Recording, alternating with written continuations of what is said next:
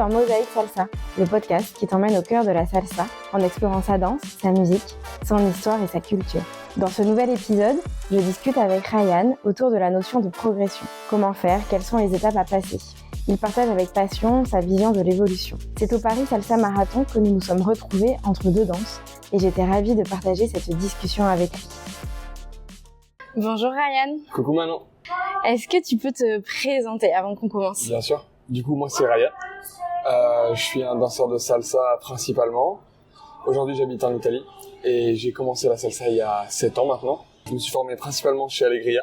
Et après ça, je me suis lancé du coup avec Julie. On est un couple et on travaille en couple. Mouevete Mouevete, c'est ça. On a pu travailler un petit peu à l'étranger déjà, en Jordanie, en Arabie Saoudite et en Italie. Et du coup, maintenant, je travaille avec Marco Ferrigno. Sur Milan, hein, c'est sur ça. Milan, ouais. On va discuter ensemble aujourd'hui autour de la progression, de l'évolution. Pourquoi tu as eu envie de parler de ce thème-là? J'ai eu envie de parler de ce thème-là parce que c'est un sujet, je pense, qui concerne tout le monde et à tous les moments de la vie de danseur, en fait. Quand on commence à danser, on a des problématiques ou des doutes, des sujets qui viennent. Et au fur et à mesure où on avance, on en a d'autres, on en a des nouveaux, que ce soit dans le social ou dans les shows. Et du coup, je trouvais que c'était un sujet assez global qui pouvait toucher un peu tout le monde sur différents points et je trouve ça intéressant. Ok, assez universel et en fait qui nous touche tout au long de notre parcours de danseur. Carrément. C'est ça. Ouais. Du coup, selon toi, quelles sont les différentes étapes, les étapes clés de l'apprentissage ou en tout cas de notre progression en tant que danseur? Je pense que il y a une première étape qui est peut-être, alors c'est peut-être pas le cas pour tout le monde, pour ceux qui ont commencé vraiment la danse dès l'enfance, mais je pense qu'il y a même une première étape qui est avant de commencer à danser. J'entends beaucoup de personnes qui me disent j'ai mis 6 mois, 1 an avant de me décider, allez, je vais danser. Donc il y a cette première étape déjà qui est de se dire je passe le pas. Qu'est-ce qui fait que tu vas passer le pas? Qu'est-ce qui fait que tu vas te dire allez, cette fois je vais prendre un cours ou je vais dans un bar dansant et que je fais mes premiers pas en fait en tant que danseur. Et du coup, je pense que ça demande de dépasser une première peur ou peut-être des a priori.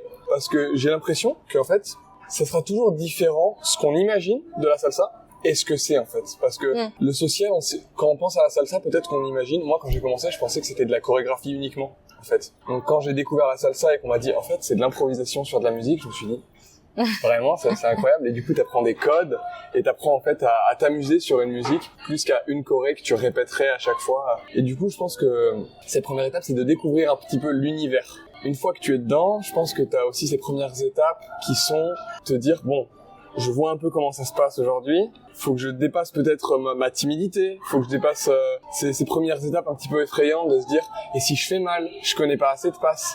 Tu vois, quand tu commences, t'as plein de frayeurs et tu passes à travers ça, t'apprends les concepts clés également. Puis surtout que là sur le podcast on parle beaucoup de salsa portoricaine et c'est quand même une danse qui est assez réputée pour être un peu difficile au début. Généralement il faut s'accrocher les premières semaines, les premiers mois pour commencer à y prendre du plaisir. Enfin il me semble que j'ai souvent entendu ça. Ouais, c'est ce que j'ai entendu souvent aussi.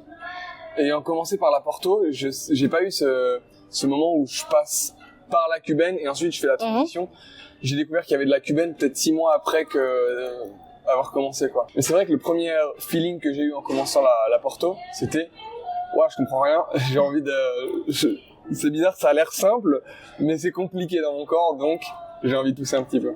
Donc ouais, je vois ce que tu veux dire. Donc on concrétise l'idée d'aller en cours. Une fois qu'on est en cours, on commence à se familiariser, à découvrir en fait que peut-être que les a priori qu'on avait sont pas toujours fondés ou en tout cas on essaye de découvrir un peu le milieu. Et donc après, on arrive sur quoi? Et du coup, une fois que tu commences à te sentir peut-être à l'aise à inviter des gens, que tu commences à te sentir à l'aise à faire des danses simplement, tu peux te contenter de ça. Et certaines personnes d'ailleurs, parce qu'en fait on va parler de progression, mais la progression elle est différente pour chacun. En fait la définition de progression c'est différent pour tout le monde. Peut-être que certaines personnes ça va être moi j'ai envie de tourner, j'ai envie de faire 7 tours sur une main, tu vois. Alors que d'autres personnes ça va être j'ai envie d'apprécier et de comprendre mieux la musique. D'autres personnes j'ai envie de me connecter plus avec les personnes. Donc en fait il y a autant de définitions presque de la progression et du kiff de la salsa. C'est très subjectif. Ouais, ça dépend du but qu'on se fixe. Mais du coup, en général, pour répondre à ta question, je dirais que après cette première étape de découverte de l'univers salsa, c'est trouver ce qui nous plaît déjà, y trouver son compte en fait dans la salsa. Et généralement, on a envie de s'améliorer à ça.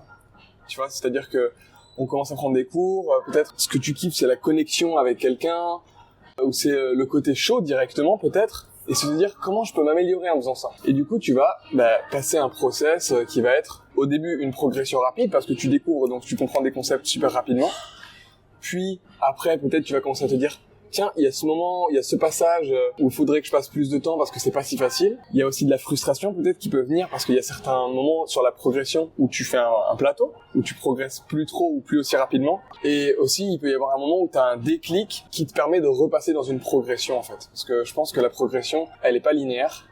Peu importe ce qu'on appelle. C'est plutôt par palier en fait. Par palier, et même des fois, on régresse en fait.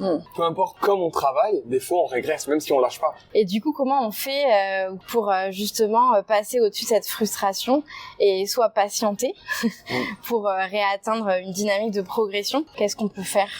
Je pense que déjà il faut accepter le fait que certaines choses prennent du temps. Alors ça c'est la théorie, moi je suis pas comme ça. Des fois plus pour une personne que pour une autre, des fois plus pour un aspect qu'un autre. En fait moi j'ai cette mentalité de me dire, c'est une expression anglaise que je vais traduire, ça va sonner vraiment moche, mais plus tu passes de temps près du coiffeur, plus t'as de chance d'avoir une coupe de cheveux.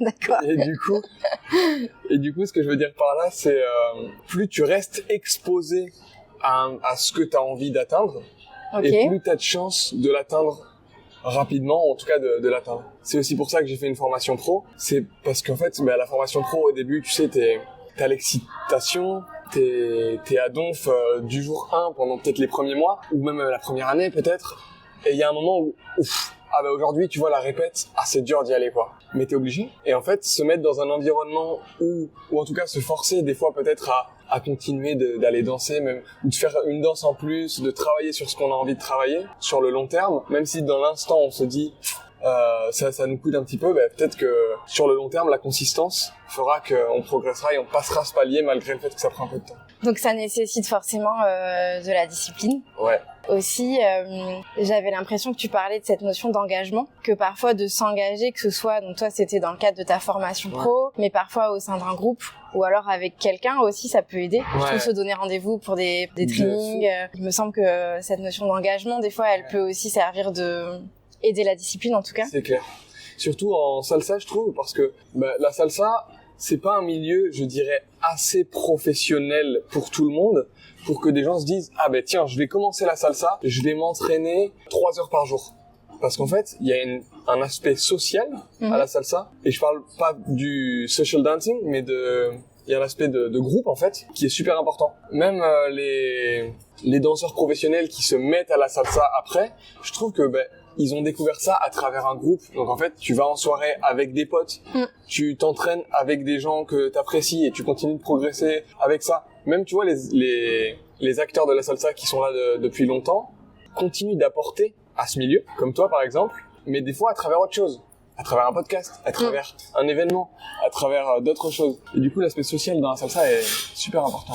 Et si on repart sur ces histoires de paliers, est-ce que tu te rappelles, toi, là, tout au long de ton parcours, sur quel palier t'es tombé? Si on parle pas tout de suite de l'aspect performance, mais plutôt de l'apprentissage de la salsa pour le social, ce qui concerne, je pense, la plupart des gens. Ouais, je me rappelle de certains paliers. Alors, il y a des paliers, en fait, qu'on comprend pas en tant que danseur. Tu veux dire sur le moment? Ouais. Je veux dire que il y a des fois où tu vois ce que t'es censé faire. Et entre guillemets, c'est une question de temps parce qu'il faut que tu le débloques parce que t'as compris le concept, mais tu bloques dessus pendant un certain temps. Et il y a des paliers où tu sais pas ce qui bloque en fait. Et ça, je trouve que c'est plus long. Donc pour te donner 2 exemples, un des paliers sur lesquels j'ai pu bloquer, et je pense que c'est le cas de beaucoup de garçons, j'en ai parlé hier soir au marathon à Paris, c'est des fois de se dire je refais toujours les mêmes choses en fait. Ouais, c'est vrai que j'ai souvent entendu ça. Tu sais, au bout de 3 heures, par exemple, de social, ton cerveau, des fois, soit il va dans un state de flow, et du coup, t'es parti, tu te sens bien, t'es inventif, t'es créatif, tu fais des passes que t'as jamais pu faire avant, t'es super connecté à la musique. Ou bien, tout l'inverse, tu déroules en mode mécanique, et t'es là, mais c'est pas possible, je fais toujours les mêmes passes, j'en peux plus. Les filles avec qui je danse, elles doivent se dire, je fais toujours les mêmes choses, alors que souvent c'est pas le cas. C'est pas le cas, ouais. Mais voilà, ça c'est un palier que à un moment, je me suis dit, empêche-toi de faire ce que ton corps a envie de faire. Tu te faisais des auto-challenges. Ouais, voilà, des auto-challenges. Par exemple, Marina le disait dans son podcast, guide que de la main droite ou guide que de la main gauche. Se mettre des contraintes en fait. Se mettre des contraintes. Moi, ce qui marche bien avec moi, c'est par exemple, soit me dire connecte à la musique. Écoute la musique en dansant comme t'écoutes la musique sans danser. Ok. J'adore la salsa, j'adore écouter de la salsa. Et du coup, j'essaie de connecter à la musique plus, ça peut être un outil. Ou bien, des fois, je me dis, bah, tu vois, si je fais faire un tour à droite à la fille, puis je tourne à droite, et que mon corps, donc, je fais tourner à la fille, et là, je vais automatiquement à droite, je m'empêche, je me dis, non, je tourne à gauche, ou je me fais une coiffe, ou je fais autre chose. Et généralement, bah, ça m'amène sur complètement autre chose, et de là, des fois, ça débloque. Et il y a une phase où je repars dans la créativité. Donc ça veut dire aussi prendre conscience un petit peu de ses automatismes, analyser sa danse. Alors j'imagine que ça peut se faire de manière très approfondie, mais aussi un petit peu tranquillement, quelques secondes, se dire bon là après je fais toujours ce pas-là ou cette passe-là. Et du coup, ok, se mettre des contraintes pour libérer la créativité. Ouais, c'est ça. Okay. Et ça peut se faire à chaud ou à froid. Donc à chaud, c'est en dansant directement, ou à froid, c'est se dire bah, tiens, je suis en congrès. Hier, j'ai ressenti ça. Ok, ben, est-ce que je peux pas travailler ça avec quelqu'un? Et je vais faire des passes que je connais, mais je vais, with a twist, je vais le changer de façon à créer une passe, en fait. Est-ce que actuellement, tu fonctionnes toujours comme ça dans tes sociales? Pour ta danse? Ouais. Ça m'arrive. Si je sens que je bloque, je fais ça. Soit je me connecte à la musique, soit je me mets une contrainte. Ok. Mais en fait, je l'entends à tous les niveaux, ça. De se dire qu'il y a une... Ah oui, ça, c'est une bonne remarque. En fait, on peut retrouver ces paliers-là de stagnation, si on peut dire, à différents niveaux. Ouais. Ça peut revenir, en fait.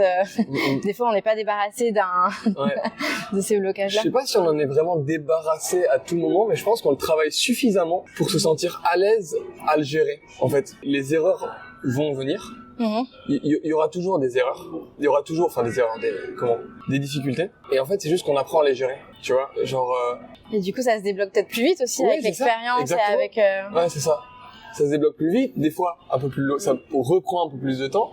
Mais ouais, on apprend à gérer ça. Et je pense que ce qui est super important, c'est de tomber amoureux du process, en fait.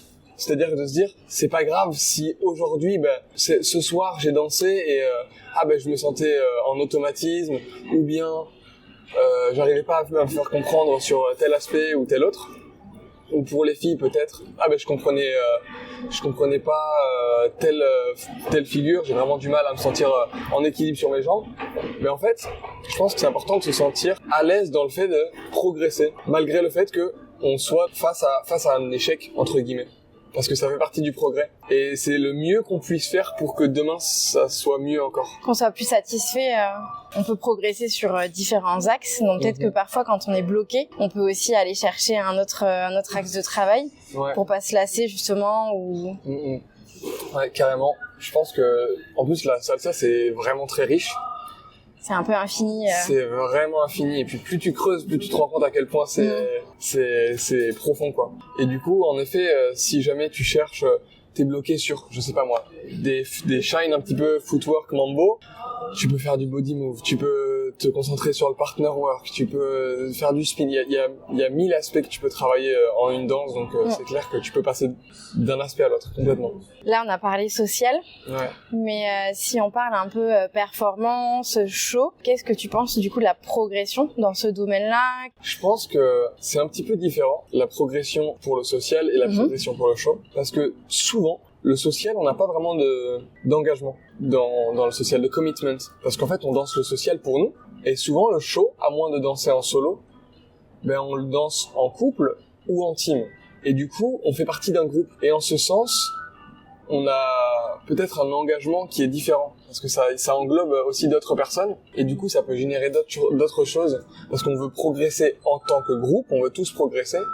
Et du coup, on est interdépendants en fait. On s'utilise les uns les autres pour aller de l'avant et du coup, je trouve que c'est quelque chose de super satisfaisant. Bon, le travail de team, c'est ce que je préfère. C'est vrai qu'il y a cet aspect de groupe où du coup, tout à l'heure, on parlait de se donner rendez-vous. Des fois, ça a aidé à la discipline. Complètement. Et là, en fait, souvent, quand on fait des shows, on a envie d'être au maximum aussi pour le groupe. C'est clair. Et comment tu as fait, toi, pour progresser justement dans ce contexte de show? Tu nous as raconté pour le social. Moi, j'aimerais savoir. Derrière moi. Coup de fouet. Non, en fait, j'avais déjà très envie. Ok. Je pense que ça te motivait. c'est pas tant le show qui me motivait, mais j'avais envie de progresser en fait. Okay. J'avais cette grande envie de progresser. De manière générale. De manière générale. Je pense que ce qui est important, c'est de connaître ses moteurs déjà. Tu vois, connaître ses moteurs, par exemple, ça peut être la frustration, ça peut être l'ego, ça peut être l'envie de monter sur scène, l'envie de faire partie d'un groupe. En fait, on a tous des moteurs qui sont divers et variés, et c'est ça. Je trouve que ça aide de savoir que moi, le travail en groupe, et c'est mon cas, le travail en groupe, ça m'aide à me dépasser en fait. Ok. Je sais que si on se dit rendez-vous tel jour, on va travailler le spin, je vais me dire oh là là, faut que je tue tout, tu vois. Du coup, tu t'entraînes avant l'entraînement? Voilà, presque. Ouais, complètement. Complètement. Okay. Là où tu vois Julie, tu auras l'occasion d'échanger avec elle, mais elle a besoin de personne entre guillemets. Elle peut travailler de son côté à fond. Elle a d'autres moteurs qui lui permettent de travailler seule, 100%, et elle se sent à l'aise par rapport à ça, tu vois. Moi, je me sens à l'aise de travailler seul aussi, mais le travail de groupe, ça me galvanise. C'est ton moteur. Ouais, complètement, ça m'aide grandement. Okay. Donc je pense que forcément l'envie, ça compte. Mm-hmm. Mais c'est vrai que des fois, en fait, l'envie, ça varie. Des fois, on a un peu envie, des fois, on n'a pas du tout envie, des fois, on a vraiment envie. Et du coup, pour garder cette envie, c'est bien de continuer de s'inspirer. Quand je reviens de congrès, je me sens, ça bouillonne. J'ai été inspiré par plein de danseurs. Je me dis, c'était fabuleux ce que j'ai vu. Genre, comment il a fait ça, lui?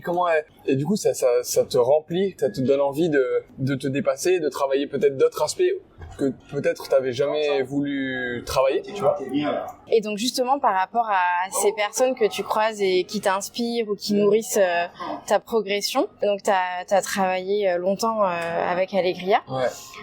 Et là t'es avec Marco Ferrigno, et comment tu fais pour tirer profit de ce temps que tu passes avec ces artistes, avec ces professeurs, ces performeurs? Je pense qu'il y a eu 2 phases dans le fait d'essayer de progresser au maximum lorsque t'es exposé à des super danseurs comme Allegria ou comme les danseurs de Hansima. Avant, quand je suis arrivé à Allegria, j'avais pas une mentalité de danseur pro en fait, parce que c'est aussi ce que j'étais venu chercher, c'est-à-dire une formation pro. Mm-hmm. Et donc, j'étais venu juste pour progresser. Et en fait, ce que Allegria m'a apporté, notamment, c'est d'apprendre à apprendre. Ils m'ont appris à tirer profit de chaque situation dans laquelle je peux être exposé. Par exemple, en fait, tu vois, les exercices auxquels on était exposé, c'est par exemple, Damien, il fait un shine, il va le montrer 2 fois, et là, il faut le faire, tu vois. Donc ça t'oblige à être à fond, à essayer de prendre le maximum. Derrière, peut-être, on va faire un one by one, donc on passe un par un devant tout le monde, en essayant de restituer le shine qu'on a appris en peu de temps.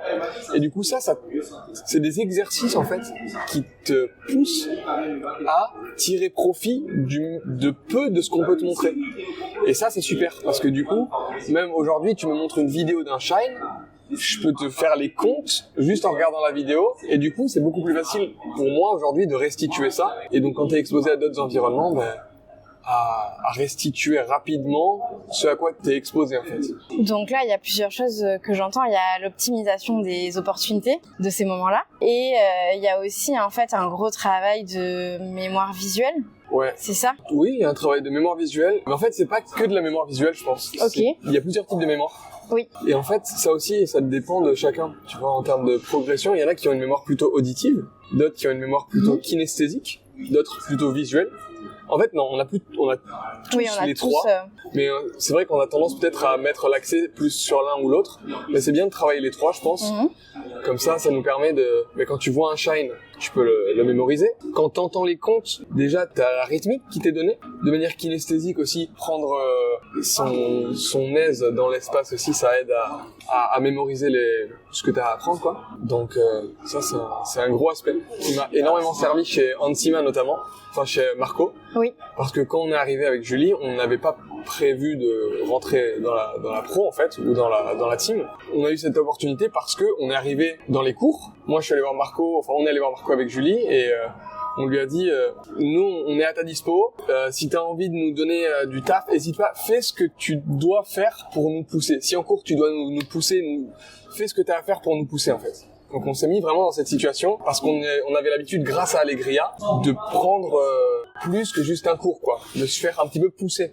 Et du coup, suite à ça, il nous a proposé de rentrer dans la semi-pro. Mm-hmm. Nous, en nous disant ça, on a fait le premier entraînement, on a appris la choré le soir même, enfin on est rentré le soir, on venait d'apprendre la choré, on l'a travaillé toute la journée, prochain entraînement, on la connaissait la choré, parce que on était exposé à ça.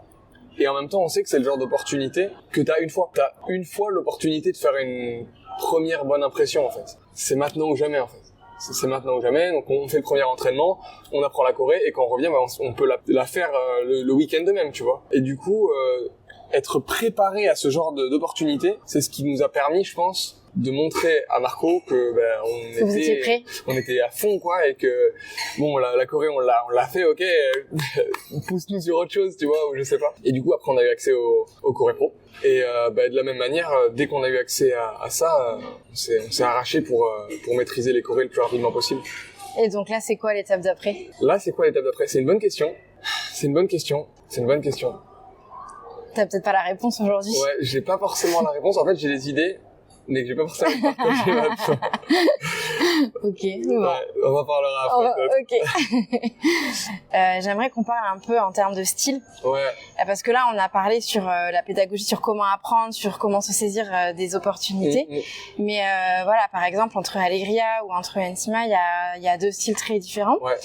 Et comment tu fais pour capter ce que tu as envie de capter d'Alegria, de l'intégrer dans ta danse, dans ta progression? Pareil de l'autre côté. Comment tu fais tout ça? Je pense qu'il faut s'autoriser à rentrer dans la proposition. D'accord. Il faut s'autoriser de se dire, j'ai des connaissances, j'ai des croyances, et ben je les mets de côté. Je les mets de côté parce que je vais apprendre quelque chose de nouveau. Si jamais on décide de se concentrer sur ce qu'on sait, ben on apprendra moins que si on oublie tout ce qu'on sait sur un sujet et qu'on se dit, alors comment lui il me l'apporte déjà sur le pas de base, comment il me donne des informations sur mon pas de base, et se dire, je rentre dans quelque chose de différent, quoi. Parce que tes acquis, tu les as. Si tu poses ton cerveau de côté juste pour 1 heure de cours, tu vas pas les perdre, tes acquis. Par contre, peut-être que tu auras appris quelque chose de nouveau. Et du coup, ça, je pense que ça vient dans un second temps. Enfin, faut d'abord avoir, je pense, maturé un peu une technique.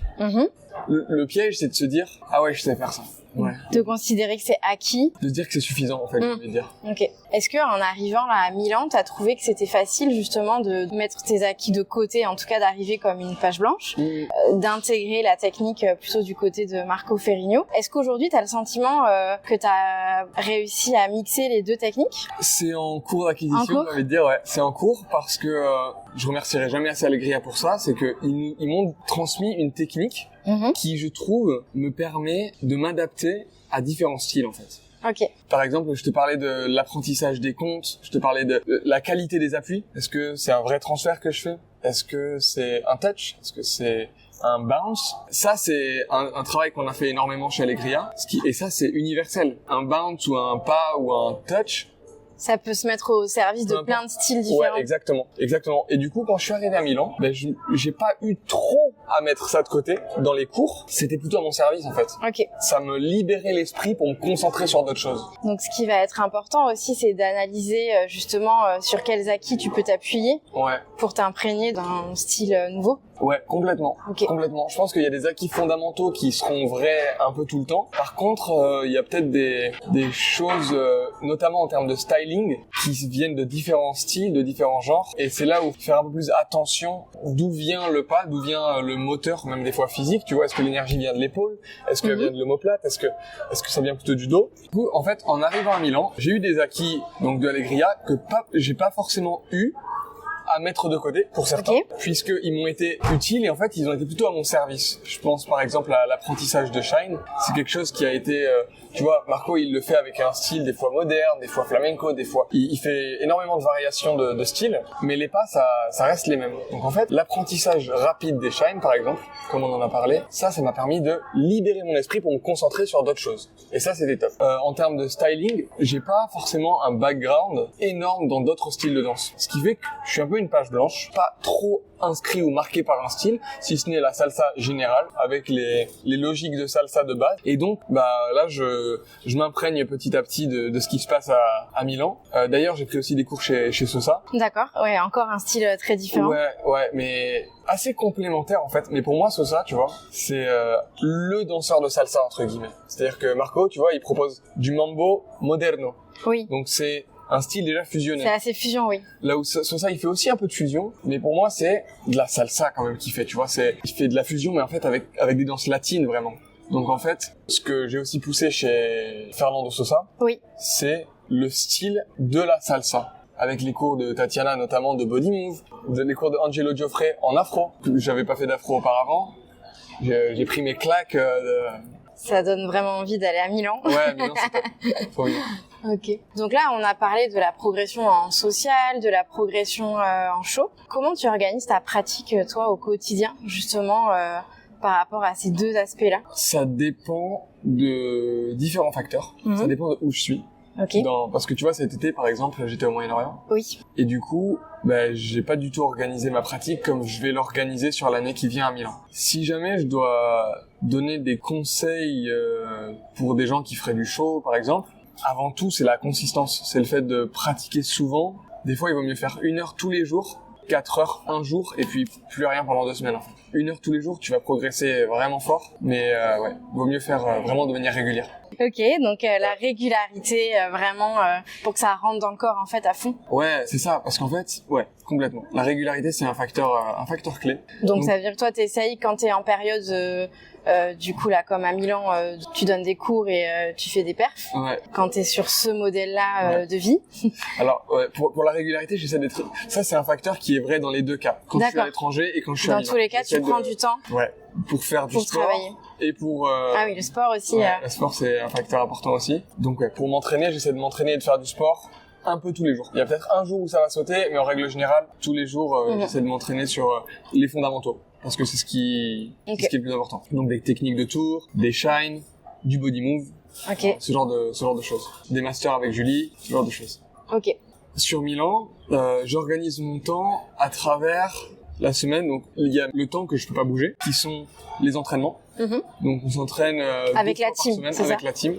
Donc, c'est 2 fois par semaine, ce qui est relativement peu, entre parenthèses, je sais pas si on devrait le dire, mais par rapport à Allegria, rien à voir. Et le travail, c'est vraiment différent. Donc, je m'entraîne 2 fois par semaine avec Ansima pendant entre 3 et 7 heures ou 8 heures. Ça dépend de la proximité du show et de... Est-ce que ça veut dire que tu connais l'heure de début de l'entraînement, mais jamais l'heure de fin? C'est ça. C'est exactement ça. Ok. On a le temps entraînement qui est dédié à ça. Il y a le temps de cours. Oui, que tu donnes. Que je donne. On est autour de 5-6 heures de cours groupe par semaine. Et après, il y a les cours partent qui s'intercalent quand les gens peuvent. Souvent, c'est le week-end ou avant les cours de groupe aussi. Attends, tu sais quoi, je vais regarder mon emploi du temps. Donc, il y a tout ce qui est sport. Il y a tout ce qui est création. Parce que du coup, je travaille avec Ansima cette année. Et je travaille aussi avec Julie. Donc, en fait, j'ai un double emploi du temps à gérer. Et ça va être la première fois où on travaille à distance. Donc, ça va demander une organisation un peu différente.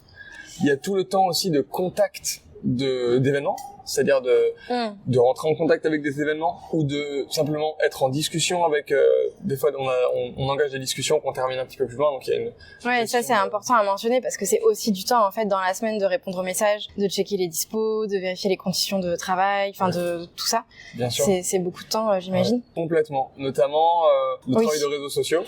C'est un temps qui est considérable parce qu'il faut faire les montages. Là, cette année, j'essaie de planifier quelque chose pour être vraiment carré, essayer de faire 2 posts par semaine, 3 stories par jour. Enfin, j'ai un petit plan en tête que je vais essayer de commencer.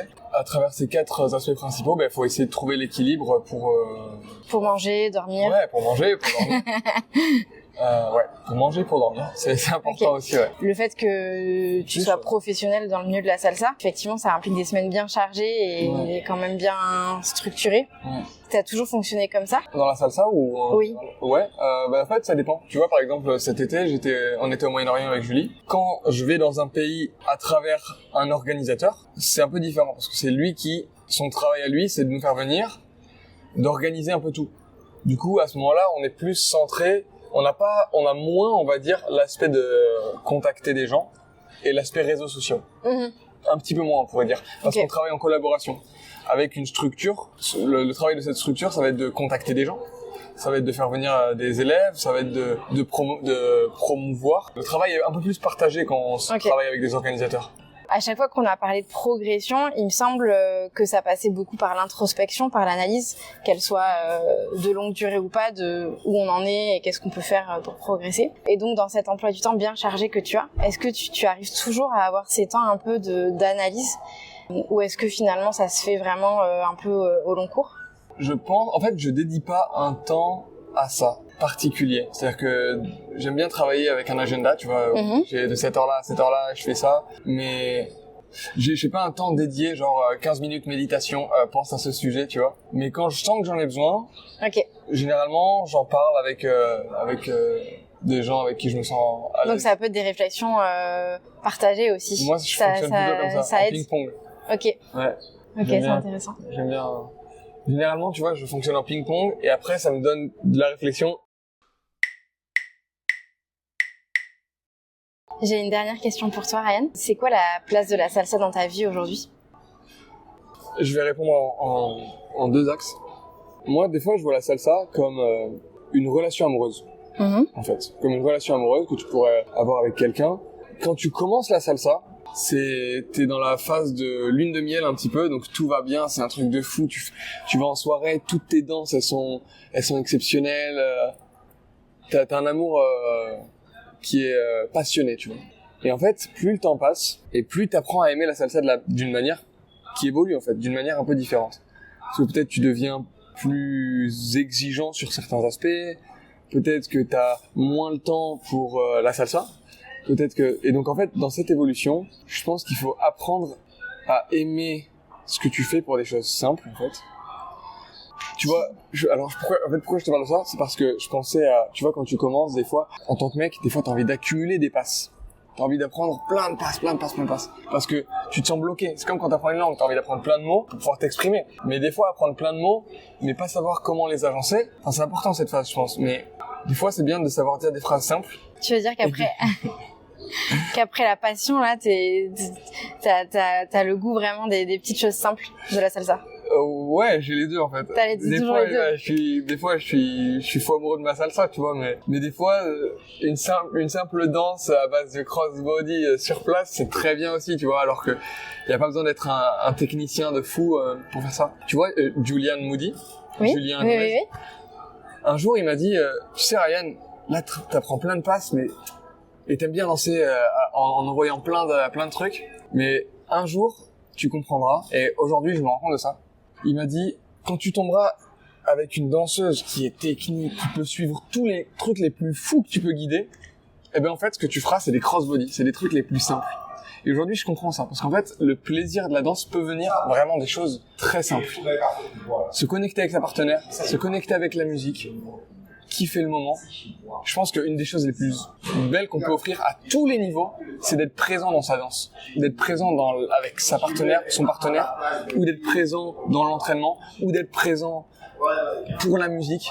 Et ça, c'est ce qui peut tous nous mettre d'accord, en fait. Et pour le deuxième point, de la place qu'a la salsa pour moi aujourd'hui, dans ma vie, aujourd'hui, c'est un projet qui prend beaucoup de place, parce que c'est un projet professionnel, que je partage avec ma copine. Donc en fait, tout tourne un peu autour de ça. Ce serait plutôt la question qu'il faudrait me poser peut-être, c'est quelle est la place d'autre chose dans ta vie, tu vois, pour le reste. Quelle place reste-t-il pour le reste? Parce que ouais, aujourd'hui, je vis salsa et je kiffe ça, tu vois. Donc en fait, j'essaie de trouver des moments qui me permettent de me sentir connecté à moi à travers ma pratique de la salsa. Parce que des fois, tu donnes à la salsa ou aux gens. Et en fait, je pense qu'il faut savoir rester connecté à soi aussi. Et c'est ce sur quoi je commence à travailler pour me sentir connecté à moi dans un maximum de choses que je fais en lien avec la salsa. La salsa, aujourd'hui, c'est mon travail, c'est mon quotidien. Et voilà. Et je suis très heureux de ça. Merci, Ryan. Avec plaisir, Manon. Merci pour ton écoute, j'espère que cet épisode t'a plu. Moi c'est Manon, et la semaine prochaine, je t'emmène à la rencontre de Julie pour parler du monde encore trop peu connu de la compétition. En attendant, n'hésite pas à partager cet épisode et à rejoindre Mosaïque Salsa sur Instagram. À lundi prochain.